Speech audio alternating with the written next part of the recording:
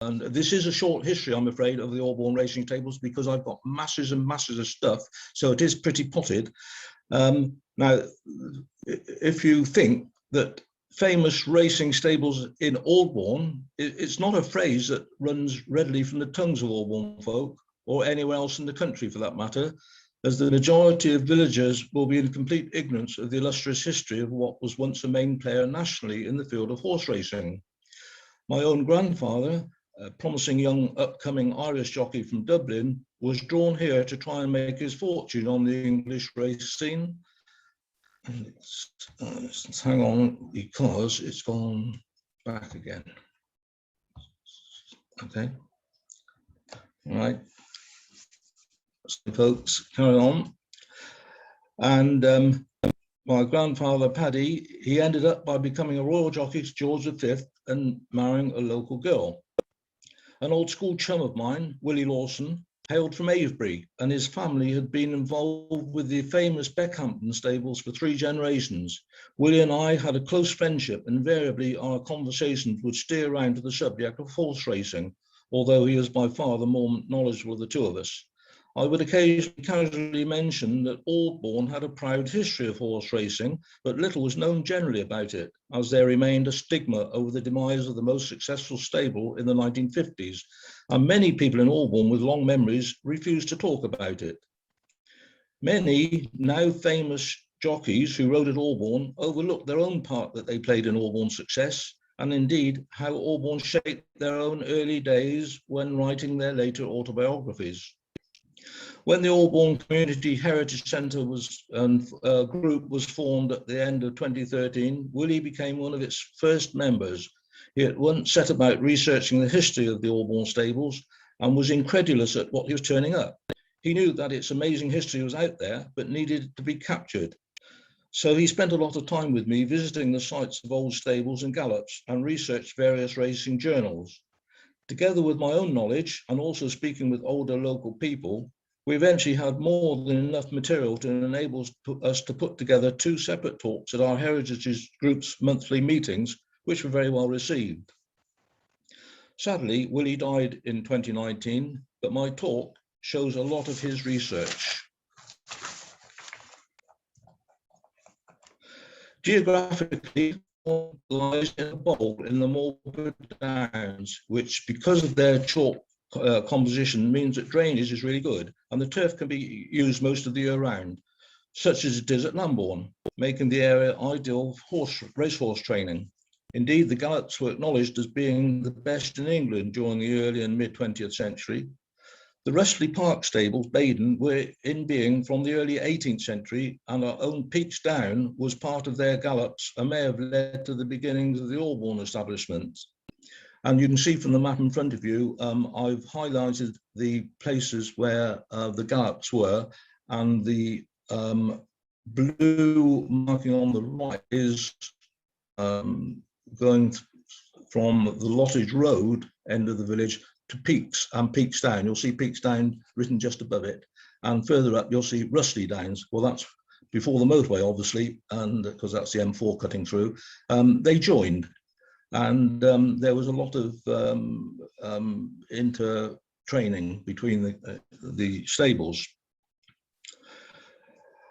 Apart from traditional race courses at Newbury and Cheltenham, there were fairly local race courses at 4 Mile Clump on the Marlborough to Swindon Road, and also in Barton Downs near Rockley at Marlborough, and were known as Marlborough Race and Marlborough New Race. So there was good opportunity for professional racing very close to Aldbourne. In those early days, horses were ridden to their meetings, but to go further afield, they had to be ridden to the Shrivenham or Aldbourne railway stations for their onward journey. The first racing stables in Aldbourne, and going back to the map again, the highlighted area to the left is, if you follow the route from the Aldbourne village, it's along past 4 barrows and towards Aldbourne 1 and beyond. That was by far the major training gallops. The first racing stables in Aldbourne are believed to have been at Ford Farm in the late 19th century, followed by those at the Old Rectory and Hightown on the Green. Manor Farm was also used for a short while in the early 20th century. Gallops were set up along Sugar Hill, along from Four Barrows and at Peaks Down, and also towards Green Hill. Probably Rustley Down was also used. Sporting papers from 1890 describe how a horse called Fairyland, trained at Hightown by Mr. Barker, himself an early successful jockey, won many top pony and galloway races that year. And in my captions, you'll see a couple of things that show an advert for a pony and galloway race meeting and a cartoon from the papers of their day from 1890. And here we have Fairyland, and I thank Alan Heasman for producing this and also the newspaper article, which shows that Fairyland won all the principal pony and galloway meetings held that year, and that's in 1890. And it shows that she's the property of W. Clifford Mellor and is kept at the village of Aldbourne in the Berkshire Downs.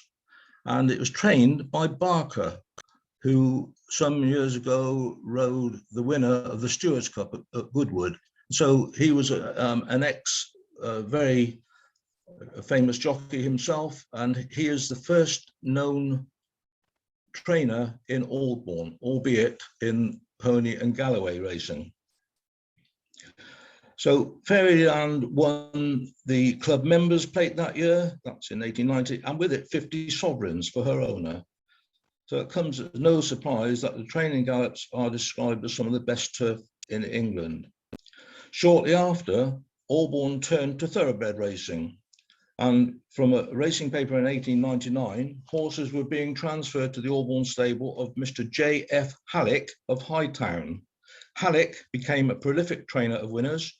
He was a tall, burly man, well over 6 feet tall. He was famous for bringing on young apprentice jockeys, notably J. Evans and Arthur Templeman, both becoming top jockeys in their time. Another stable jockey was Frederick Pratt, who was a nephew of the great Fred Archer, top jockey of his day and for many years at the beginning of the century. There is a report of one apprentice, Thomas Lloyd, thrown from a horse on the Aldbourne gallops and treated by Dr. Lambert surgery in the village. In 1903, Robert Swash, already a top jockey, and I welcome his grandson, Robin Palmer, to our meeting this evening. Robin lives in Newbury and is a direct grandson, and I hope also Jonathan Swash, I don't think he's joined us, but he also lives in the village. He is a direct grandson. Now, Robert Swash continued to race and trained also from Hightown, and possibly jointly with a Captain Percy Barnett, who I'll tell you more about in a minute. Robert Swash tragically died in 1919, possibly from wounds received in World War I, where he had served as a Lance Corporal in the RASC. And I'm thankful for Jonathan Swash for only yesterday sending this picture in for me of his grandfather, on the horse, that is. Vernal Hobbs is listed as training in 1905, having previously been head lad to W.T. Robinson at Fox Hill.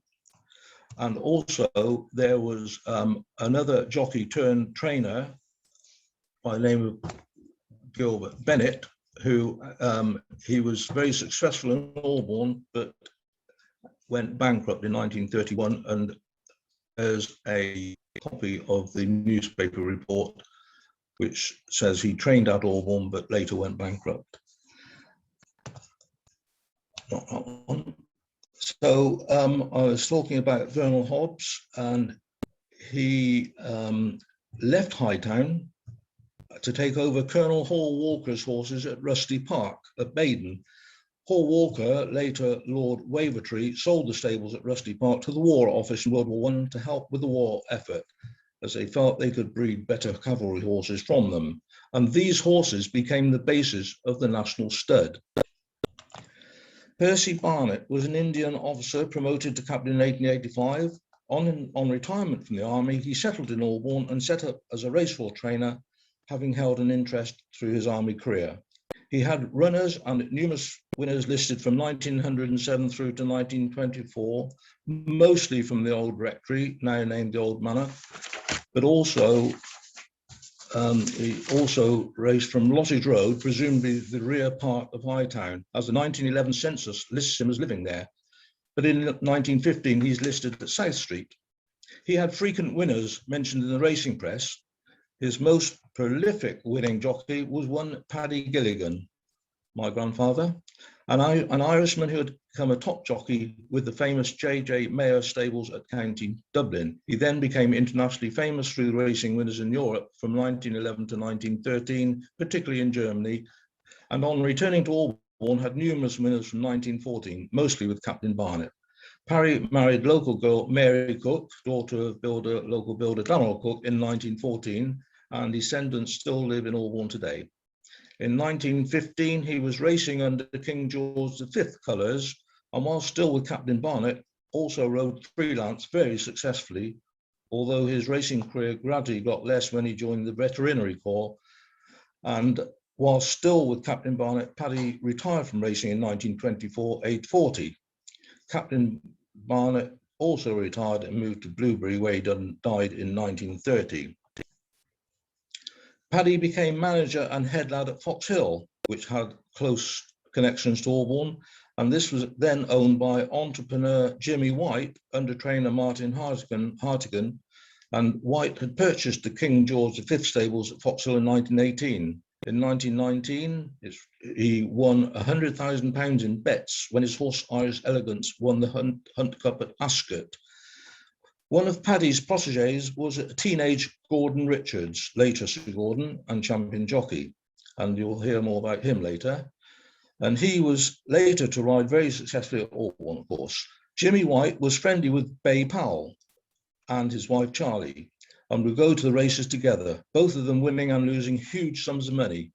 In 1920, White offered Earl Haig 10% of his winnings to the Fund for Disabled Ex-Army Officers and Servicemen. This was the forerunner of the Royal British Legion. In 1925, White's close association with Aldbourne continued when he donated a set of new silver-plated band instruments to the band, Aldbourne Band. In 1926, together with the Financial Trust, White purchased Wembley Stadium from the liquidators of the British Empire Exhibition Co. for £300,000. Following this, his fortunes took a dive, and after some very speculative stock market dealing and gambling, White was virtually bankrupt. His ruination caused him to commit suicide in June 1927. His suicide note stated, "The world is nothing but a human cauldron of greed. My soul is sickened by the homage paid to wealth." With debts of more than 600,000, White was buried intestate at Wombre. His property was valued at 83,000. One of his horses, as a footnote, Bohemia, was bought by Captain Bay Powell for 710 guineas. You'll hear about Bay Powell in a few moments. The Aldbourne Band's president in the early 20s was Thomas Illingworth, JP, who lived at Hightown and later at Rose Cottage in West Street, training horses from Hightown and Manor Farm. Kitty, his daughter, married Captain William Brown of the Manor.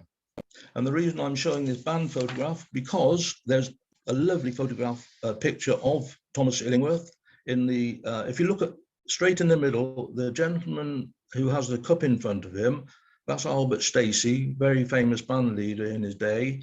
And on his left, our right, there's a tuba player, then on his left shoulder is Captain Illingworth without an instrument. And looking at Albert Stacey in the middle of the game with the cup, on his right, the man with the tuba there, behind his right shoulder is Captain William Brown, the one without the instrument. So we've got Thomas Illingworth on the right and Captain Brown on the left, and Captain Illingworth, William Brown's father-in-law. And Thomas Illingworth is William Brown and Hugh Bland, our members' great-grandsons. Interesting also on this photograph, but it's nothing to do with racing whatever, or Illingworth or Brown. Towards the top of the picture, in the doorway is Mr. Mallinson and his wife, who were the owners of the rectory at the time. But in front of him, to his right, is Fred Smith in the hat and it looks as though he might have a big flower in his lapel. I can't really make it out. But Fred was the landlord of the Crown at the time and was a major character in Aldbourne. So going on from that, the Illingworths originated from Halifax and owned a company that was involved in the production of photographic paper. And as president, he gave Aldbourne Band a huge silver cup that was used as first prize in the band contest held here during the 20s and later in the 1990s. It is of Irish silver, was stamped in Sheffield in 1921, and is now held in the band archives. And I believe that to be the cup in the middle of the picture at the front. Sadly, Illingworth died in 1923, and this is the newspaper report, and it shows that he was at Hightown. But his descendants, the Brown and Bland, still survive in Aldbourne at the Manor and Warren Farms. Unfortunately, just prior to this band picture being taken, a devastating fire in 1921 ruined the stables at Hightown, then owned obviously by Thomas Illingworth. Many horses were led out to safety, but some inexplicably went back in, only to perish in the inferno. 4 of them belonged actually to Illingworth. And this is the last recorded occasion that the village fire engines, Adam and Eve, were seriously used. As a matter of interest, this is a drawing of stables prior to the fire, and you'll see it's dated 1890, quite different from, well, you'll see later, the stables that were built later.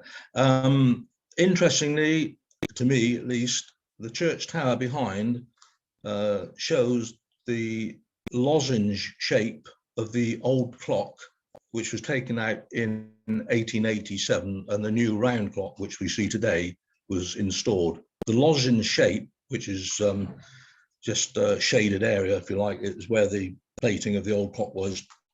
Right in the 50s, it can't be seen now anywhere.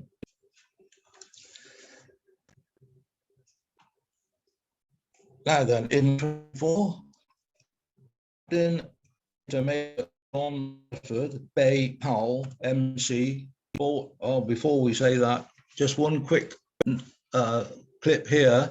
In 1928, before we get on to Bay Powell and the history of Hightown, Billy Aldridge was a blacksmith in the early part of the 20th century, and he was famed for shoeing horses at Lambourne. He would walk to Lambourne or cycle to Lambourne, and he actually shod a very famous Derby winner in its day, Falstead. It became not famous not just because he won the Derby, because immediately afterwards it had an injury and it never raced again, although it went on to sire many great horses afterwards. Now, Harry and his family lived in Back Lane next to the school, and Nigel and his wife, Nigel Payne and his wife, live there now.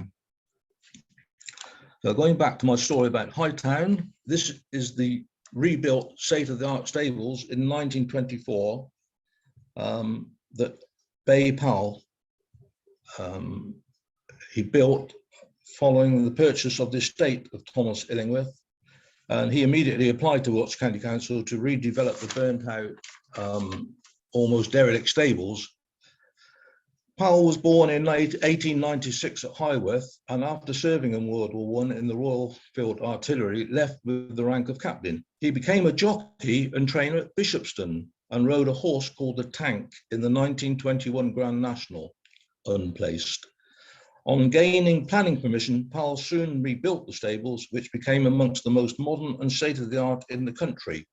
You'll see on this picture that the stables stretch from the green. If you look at the bottom right-hand corner, the green, which is there just above the Blue Boar, and you can see almost the entrance into Hightown, and it actually stretches over to Oxford Street, the whole complex. And then this one actually shows from the air in 1929, and it's a lovely picture because you can see the stables on the right-hand side, but also in their relation to where they are for the rest of the village. So you can see the green almost in the middle of the picture below the church, and you can see the Blue Boar hadn't got a restaurant on the side of it there, as you can see. That was much later, but the stables stand out quite nicely. Now then, horses in training numbers soon grew, and Powell gained an enviable reputation of training winners, mostly over the sticks, but also on the flat. His early jockeys were Billy Parvin.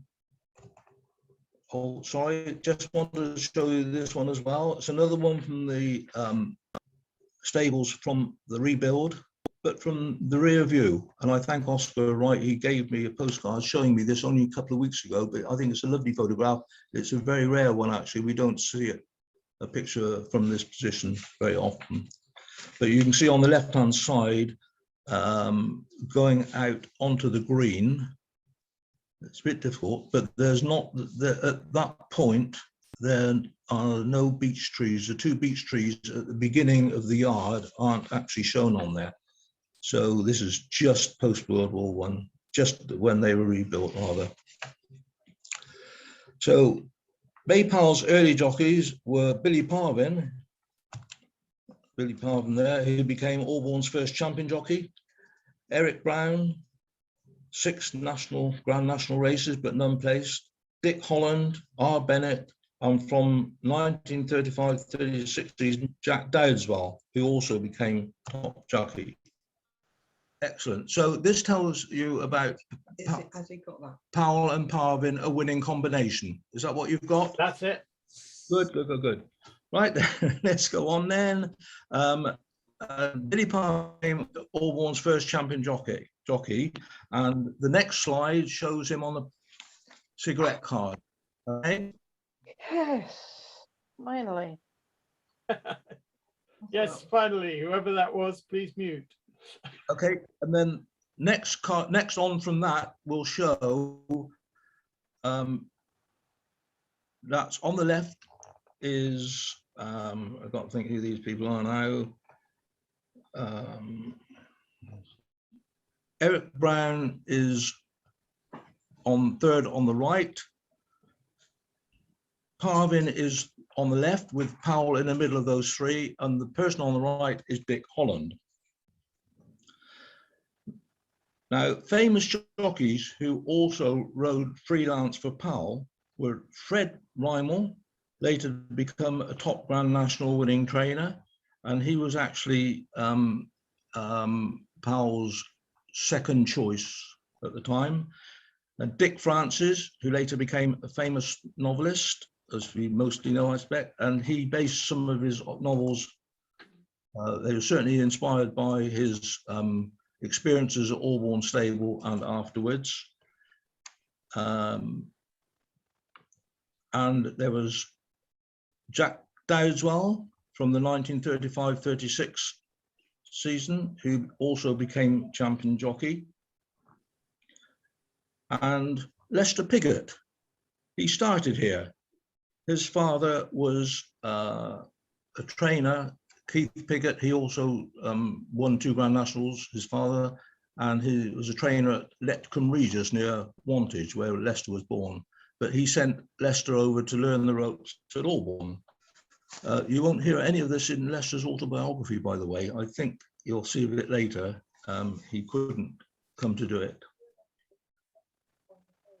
The most famous jockey to ride from Hightown was this man, Gordon Richards, later Sir Gordon. And here he is pictured in Savnak Hospital whilst recovering from a fall when at Aldbourne at Four Barrows. And he rose very quickly to great heights here and continued for many more years as freelance to Powell.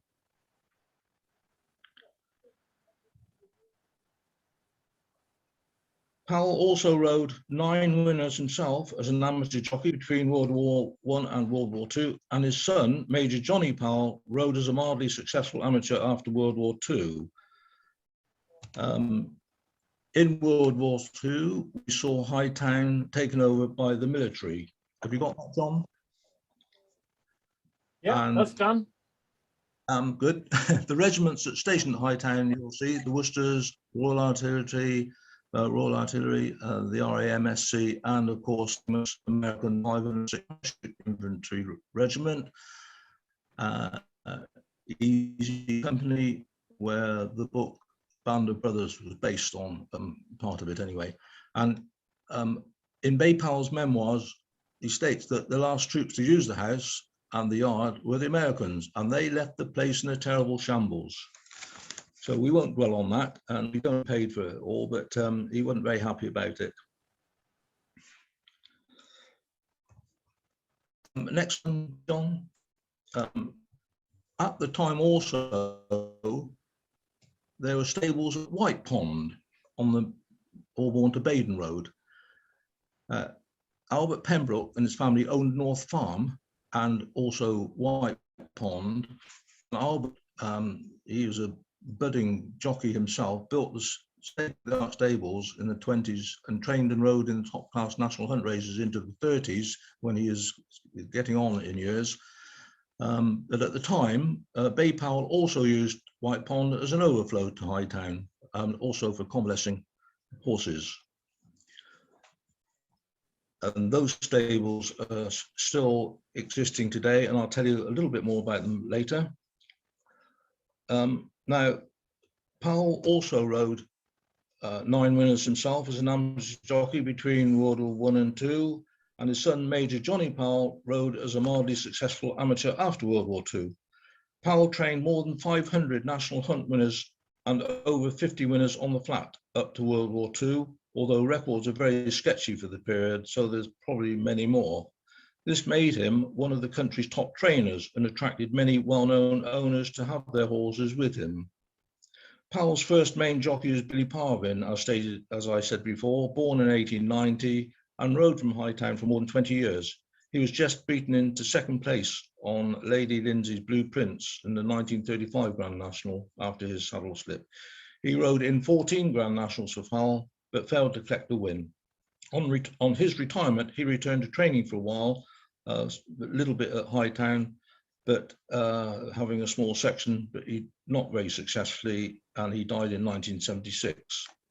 A horse named Ruddyman, owned by Gordon Selfridge of Selfridge's fame, was a frequent winner for Powell, and although it was Grand Nationals under Powell, its best place was sixth. Other winners trained here were owned by Sir Rex and Lady Cohen of John Lewis fame, Lady Lynn, landowner Jimmy Pomford. Royalty also patronised him. In 1925, Powell was reprimanded by the stewards at Newby Racecourse over the running of a horse called Have a Care, which performed badly when fancied to win. Perhaps this was a portent of what's to happen 30 years later. So you've seen during the war that the stables were taken over by the military. After the war, and during the war, Powell rejoined the army, becoming a major, and there was little racing, and many horses that were taken away by owners at the expense. The few remaining horses at Hightown were looked after and trained by Mrs. Charlie Powell, Bay's wife. The stables in Hightown House, along with much other property in the village, were then requisitioned by the War Office, and as shown in that slide. Having been in the top 5, before I go on to that, there was one jockey who I mentioned earlier, which was Eric Brown. He was a well-known local character, and he was an honorary member of the American 101st Officers Kegler Club at the Blue Boar in 1944. He was always in there propping up the bar then and afterwards for a long time. I remember him well. So having been in the top 5 national hunt stables in the country, when Powell returned from the army in 94, he had to regroup. Luckily, and certainly not a little help from his wife Charlie, most of his pre-war stable staff came back. Powell also retained the services of his army batman, Tom Bradley, as his secretary, who later married local girl Marion Jerram and owned the Aldbourne post office. Notable successful winning jockeys for a few years were Jack Dowdeswell, Eric and Dick Holland, and there's Jack Dowdeswell. If you can go forward, John, see Jack Dowdeswell, a painting of him jumping over the jumps. Okay, that's you jumped You on. got that one? And Mick Dowdeswell, his son, kindly lent me this. He lives at Lambourne. We're very friendly with Mick.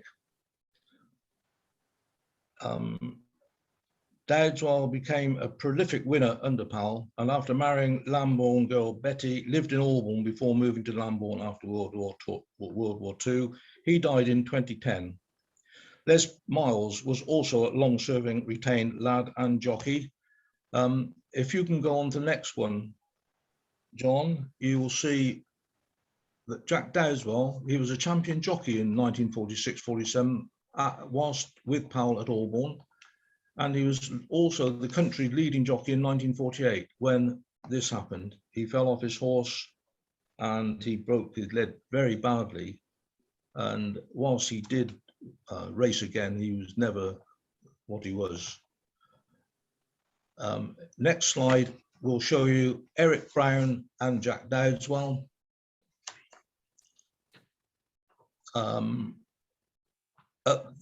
In the 1947 season, probably no one will remember, but from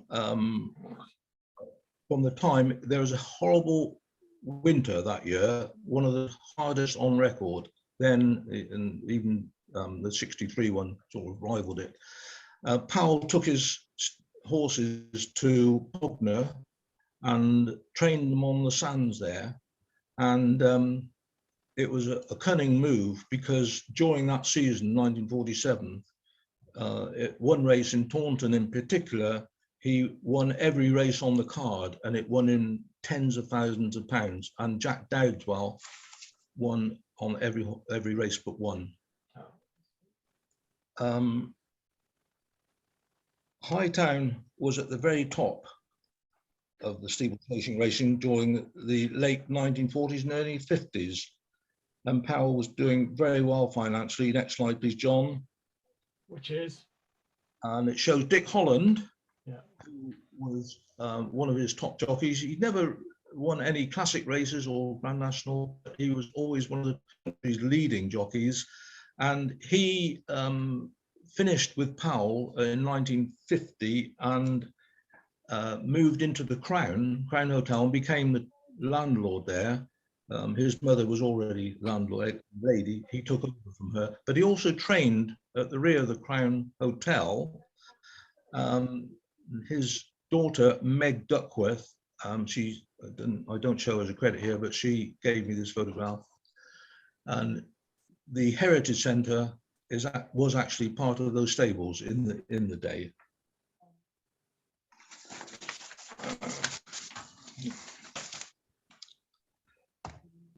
If you'd like to go to the next slide, John, Hightown's most famous jockey is this chap here, Gordon Richards, later Sir Gordon Richards. And at this point, it must be pointed out, there was a great gambling boom in the 1940s, just after the post-war Britain, a time when the aristocracy still had money and liked to spend it on horses and cards, and a time when betting and racing enlivened and brightened an otherwise rigidly class-divided world. The public, longing for entertainment and distraction after 6 long years of war, flocked to big race meetings in unprecedented numbers, and hundreds of thousands went to the Grand National in 1946 at Aintree, and lots of reports of masses going. But it brought its share of rogues and fraudsters, and the government considered closing down racing for a while as a post-war austerity measure, although this didn't actually happen. At the end of 1946 into 1947, Powell was leading the National Hunt Trainers list, and although he had no big race winners, many of his horses were winning regularly, including one by the name of Montcalm, which won 7 of his 8 races, although later it had to be put down after breaking a leg along the 4 Barrows gallops. Powell's top jockey at the time was Jack Dowdeswell, champion jockey in 46-47. Jack told us that the pay for a top jockey at this time was 3 guineas a ride and £5 if you won. He said later that you might also get a present from a pleased owner, which often didn't materialize. And success followed success for Powell, and in 1949 he achieved his best Grand National place in second with Royal Mount, ridden by Pat Doyle. Meanwhile, one of Powell's top jockeys, Eric Brown, set up at Liddington as a trainer and then moved back to part of Hightown. With limited success, Eric finally retired and became landlord of the Mason's Arms in Aldbourne and died in 1997. Many people remember him, and in fact, he rode out with my mother quite a lot. Fred Rymall rode many winners for Powell before becoming top trainer in his own right at Kimmersley in Gloucestershire. Dick Holland, another successful jockey, as I've just said. His best horse was Hal's Venture, and Hal's Venture was taken over by Powell and ran in the 1951 Grand National with stable jockey Les Miles, but not place. Holland died in 1979, but he had three daughters, all went to the Aldbourne School, and Meg Holland, now Duckworth, as I said, is in correspondence with us still. If you can go on to the next slide, John, please. It's in 1950s, and you'll see from there the beech trees at the gates of the entrance. And the one on the left, which is the smaller one there, is the one that exists now. The one on the right was cut down 10 years ago, I think. And Powell always had a black Labrador. Next one shows Bay Powell's lad in the 1950s. And next slide shows Bay Powell with his wife, Charlie. She really did wear the trousers in that family. I can remember her well. She survived Powell by about 20 years, maybe. Next slide shows Jack Dowdeswell and a young Lester Piggott, a photograph that Mick Dowdeswell holds proudly at home, and he lent this to me. Lester is the younger of the two on this side, as you can probably guess.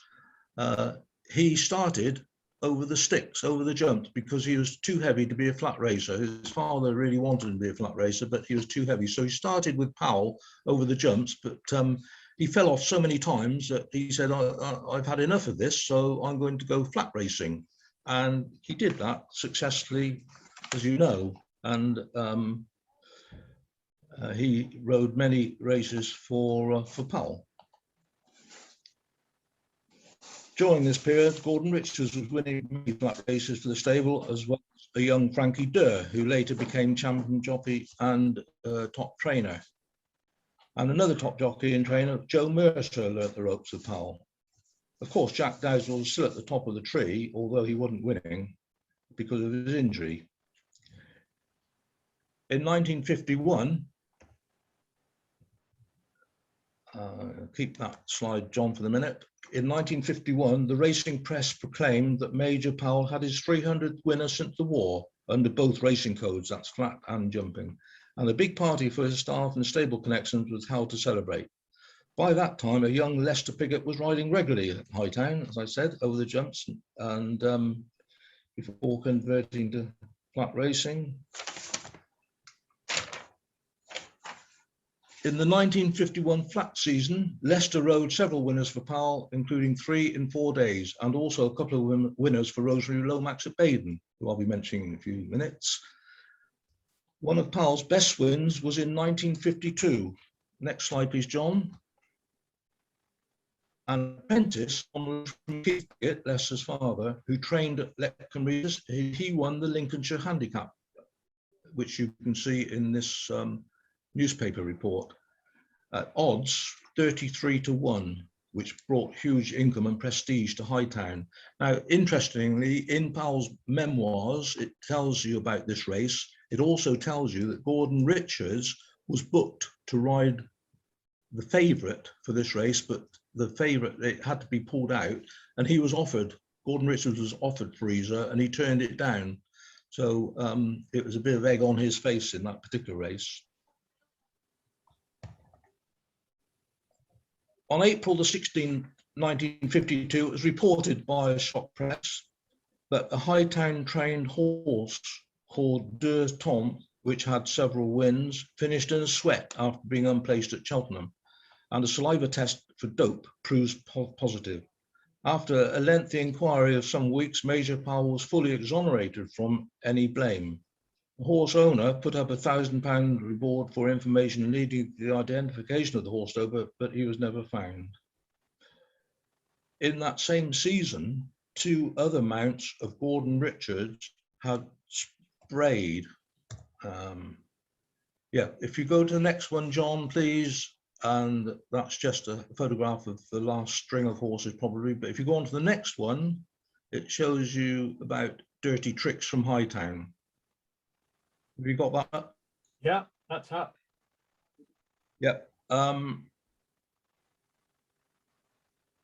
Earlier, from 1952, in 1948, Gordon Richards rode 2 favourites, neither of which won, although odds on. It was found that the horse had been sprayed in the eyes with a light chemical, which did no harm, but caused them to run unevenly. Powell was cleared, but this was a warning that he was being targeted by betting syndicates.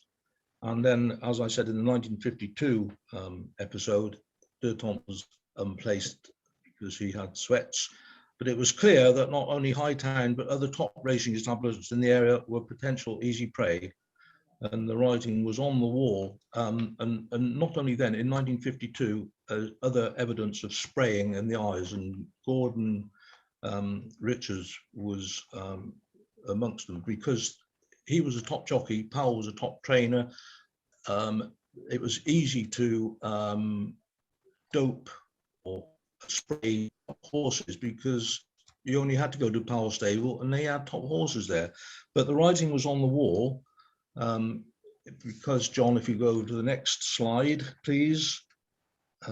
Okay, shows you in 1955, a horse called Gigi, heavily backed favourite, ran very badly, and a doping test showed atropine in his blood.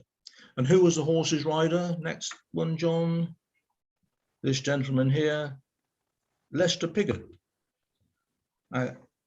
Whoever would have known that now? But at the time, of course, Lester was still virtually an apprentice, although he'd been winning a lot. But he was heavily backed on this particular one. And next slide will show you that Powell was completely exonerated. In his memoirs, he says that the Jockey Club found a trainer guilty until proved innocent. And he said, you had a terrible job, not like the courts of law, whether you are innocent until proved guilty. It was the other way around. But eventually, Powell was exonerated, but he never trained again. And then the stable closed in 1956. So the upshot of all that was that in 1960, I mean, Powell was a broken man, really. He'd been in training 30 odd years at Aldbourne and before, and he'd given his life to it. And he actually became a virtual recluse, although he still lived at Hightown. In 1960, Bertie Rogers from Compton near Newbury committed suicide, and that did rumblings in the racing fraternity. And this was after detectives had taken a confession from him about doping for crooked bookmakers, and it went a lot deeper than anyone ever thought. So immediately after, or before his suicide, but after he'd been questioned by the police, arrests were made in Salisbury, Newmarket, Stafford, West Ilsley, which is just above Lambourne, all over the place. And Gordon Richards' stables had also been given powders, according to Powell, but no charges arose. And villagers in Aldbourne were really, really incensed, and rumours abounded. And one possible suspect, who I know by name, but I'm afraid I can't tell anybody, I'm sworn to secrecy by the Official Secrets Act and on pain of death. One possible suspect was even deliberately knocked down by a car, but nothing was ever proven. So, next one, John, please. Just a little bit, or at least following the demise of Hightown, Captain Johnny Powell, that's Bay Powell's son, he was a career soldier, but he did a lot of racing for Powell whilst at Aldbourne and as an amateur. his first 3 wins were all gained on his father's horse, Fariza. You'll remember just now we saw winning the Lincoln. And when he won the Lincoln, he was a couple of years younger, of course, because here it shows you that he won on Fariza in March 1954. He was in the army, and he rode in army races. So he finished second 3 times in Sandown's Grand Military Gold Cup before finally winning in 1967. And that was his last race in the race, his last ride in the race, and his final winner under National Hunt rules. Here, please. Here is a picture of later Major with Betty Dowdeswell. That's Jack Dowdeswell's wife, and kindly given to me, lent to me by Liz Beard, who was daughter of Jack and Betty. And this was the talk that we gave in 2014 in the Methodist Hall, and they were both guests. Major Powell lives at Northampton Way somewhere, but Betty lived at Lambourne, and she died a couple of years ago. Next slide, please. So that is not the end of the story for racing in Aldbourne, because in the 1970s, at the old rectory, more familiarly known now as the Old Manor, David Jackson, who owned the rectory, was an avid horse racing fanatic, and he built an all-surface weather track in the back of the old rectory grounds, which is where now Rectory Wood is. And he had employed a jockey called Dennis McNamee, and he rode in National Hunt and point to point. Jackson also relayed the turf and gallops on Peaks Down, and they enjoyed some success. Dennis McNamee met Dick Holland's daughter, Deirdre, who actually I went to primary school with, so it's the same age as me. Sarah West, who's a local girl, very well known in the village, she rode out for Jackson for several years. And next picture will show you the old rectory as it is now, and it's named the Old Manor, more recognisably. The stables were actually to the right as you're looking at it. I'm afraid I've got no pictures of them. Next slide will show Rosemary Lomax and Peter Pickford. Why am I showing this? Because Rosemary was a very famous racehorse trainer at Baden's Downs House, but she also used White Pond on the Baden to Aldbourne Road. So that's the connection. And she became Britain's first woman trainer and married England cricketer Ian Lomax, and was mother-in-law to Formula One world champion James Hunt. Now, her top jockey and main jockey was Peter Pickford, who lived in Aldbourne for many years. And that's Peter there. Next slide, please, John. This will show you another picture of Peter, but it also shows you that he died last year after an illness. He was aged 91, but he lived in Aldbourne with June, who is still here, and she lives next door to Alan and across the road to me, and they've been here more than 50 years. But he was he was probably what you call a top jockey. He wasn't in the news all the time, but he rode many winners, and he he competed in 6 Grand Nationals, 2 of which for Rosemary Lomax, finishing 6th on one of his horses. His son Gary, you might see around in the village, has got a great big Jeep type vehicle, 4-wheel drive, and it shows you Chapel Forge farriering. He's a farrier, top farrier, with mostly at Lambourne, but he at Beckhampton as well. He lives at Beckhampton actually. So the next slide, please, John. Yeah, there you go. It shows you Eastleigh's farm. You got it? Good. Yeah. The Eastleigh's stables became the home of famous Australian Olympic champion eventer Andrew Hoy for several years from the mid-1980s. And it's, if anyone knows Eastleigh's Farm, if you go out to the end of the village on the Lottage Road, there's a track that takes you to the right, and it's a sort of gravelly, horrible track. It takes you to Eastleigh's about a mile further in. It's really, really way out from anywhere, and Andrew Hoy chose it deliberately for this reason. It was just right out in the sticks as far as you can ever imagine. You might as well be in the middle of Dartmoor.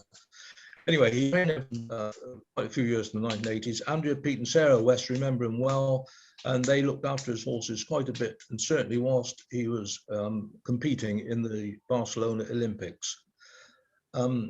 He finished in the 1990s. Guy Upton, who was a professional and successful jockey, took over the stables at Eastleigh's, and he trained and he rode in flat races from there. He was appointed assistant trainer to John Joe O'Neill on his retirement in 1999, and he still carried on at Eastleigh's, but his wife Sophie was the main person there. He carried on training there, and they both lived in Aldbourne until not too long ago.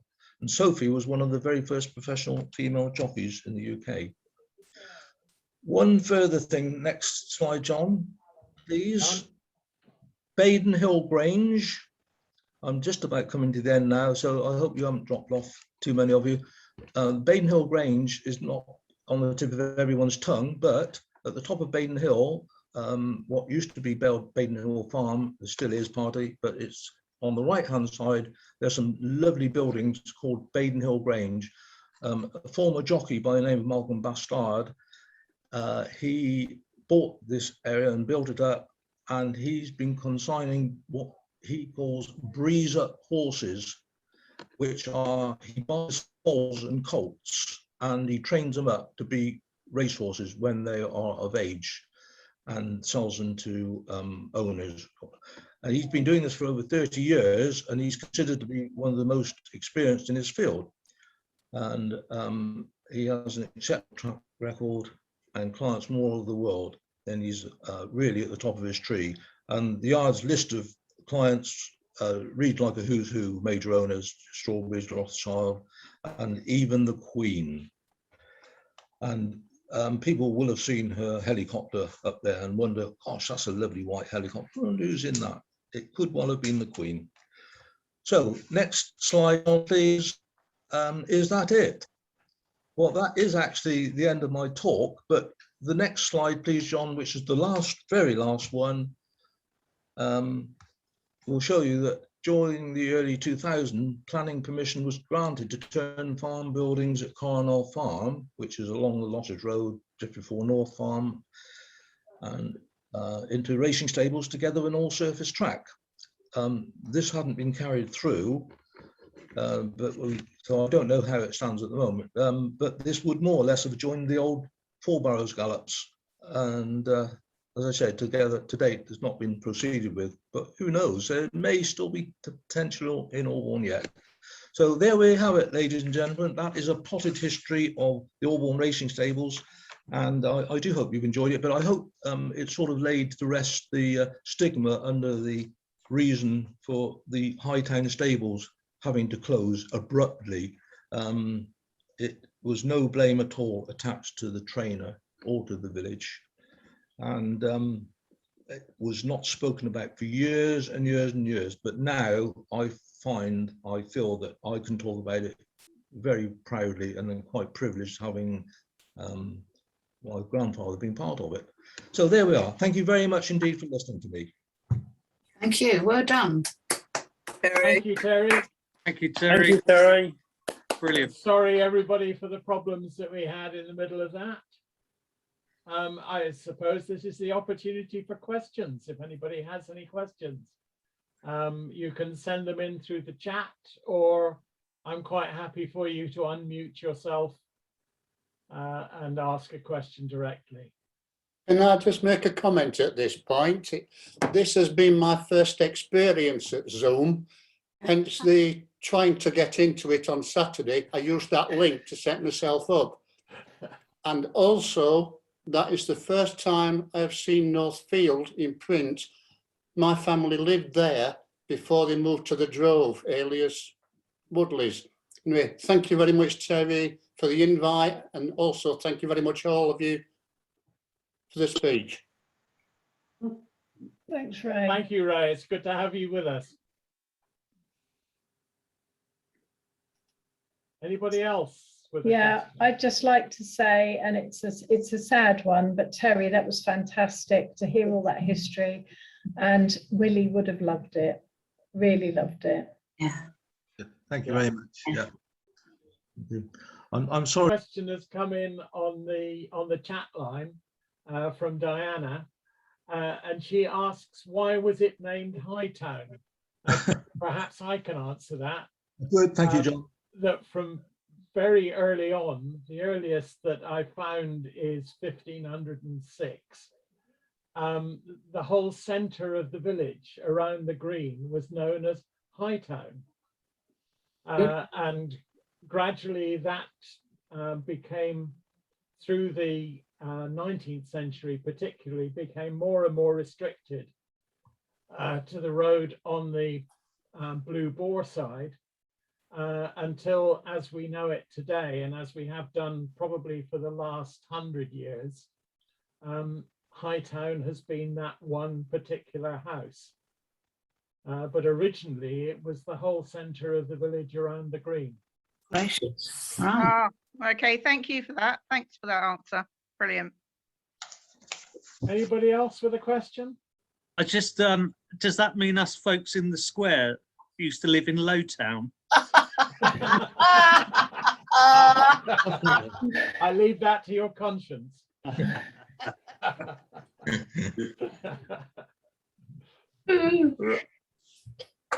Oh dear. Was that somebody else wanted to say something? Yes, Julia. Terry, what relation was Don Powell to Johnny? Where is he? No, what relation was Don Powell to Johnny Powell? None whatever. Oh, No, just coincidence that they were both horse lovers. it is coincidence. Anne Sanford, who was Don Powell's daughter, Mm-hmm. said that Don came from Wales, I think, or somewhere, completely, yeah, coincidentally, Oh, okay. as did David and Rod Powell's father, but they both worked for Powell, of course, in the stables, yes. Mm. I thought, well, I always understood from my dad that Jimmy White was exonerated sometime after his death.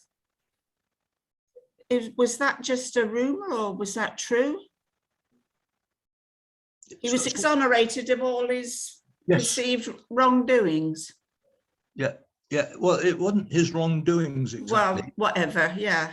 Exactly, and that was his whole point. In his memoirs, he does say, he's quite open about it, and he knew what the drug was and that, but he said that you're guilty until proved innocent, and what could he do? He knew he hadn't done it. He knew he was certain his riders had. And he also was almost certain that his staff hadn't done it, although the village did blame one person. But the Jockey Club spent months and months deliberating over it, and they finally said he wasn't guilty. But of course, he'd had it by then. He just couldn't use it any longer. But you know, it really stuck in people's throat. And there's this one chap over at Newbury who was a ringleader, shall we say, of all the opus carried on. He was working for bookmakers, and you know, there's huge money involved, even by today's standard, you know, millions probably. And Gordon Richards, you know, who was probably the most respected trainer and jockey and all that at the time, he was involved, but in the same way. But he wasn't brought before the board the same as Powell was. Powell was the one. He was definitely the one who was, if you like, the scapegoat. But he came away with okay with it. But you know, it took a long time. Right. Well, if that's all the questions we have, then thank you everybody for joining us. That was by far the best attendance we've had to one of our Zoom meetings. There's rumours that we may be back in the hall next month, but we'll have to wait and see. We hope to see you all again in a month's time, either in your own homes or at the chapel, whichever. Thank you very much for joining us.